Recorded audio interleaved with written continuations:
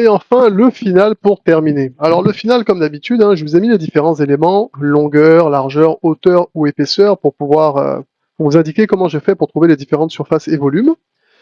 Vous avez mes différents résultats, et forcément, dans la case des charges permanentes, nous allons chercher donc les totaux, ici, voilà, 26,8735. La case des S, pas facile, il faut trouver donc les totaux, forcément 3,3475. Ensuite, combinaison d'actions à l'ELU, j'ai juste à remplacer G, Q et S par les différents éléments que j'ai trouvés. Donc, ici, donc 39,7941 kN par mètre. On n'oublie pas que c'est par mètre, puisque c'est pour 1 mètre de poutre.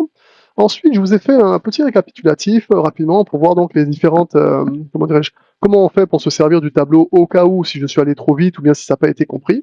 Souvent un écrit ça aide bien. Donc pour la neige par exemple, je fais donc, comme je cherche une surface, je fais la longueur multipliée par la largeur, je trouve donc la surface en mètres carrés de 5,15 mètres carrés.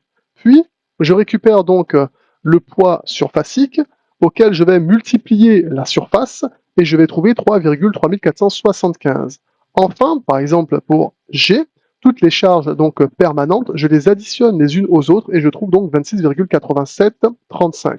Enfin, pour terminer, pour ma combinaison d'actions à l'ELU, je me retrouve donc dans le détail, vous voyez tout en dessous, avec NED qui est égal à 1,35 multiplié par 26,8735, plus 1,5 multiplié par 0, puisqu'on n'a rien trouvé au niveau de la charge d'exploitation, plus 1,5 fois 0,7 fois 3,3475 pour la neige, et donc un total de 39,7941. Maintenant, vous gérez les descentes de charge avec une charge ponctuelle et descente de charge avec une charge répartie. C'est à vous de jouer.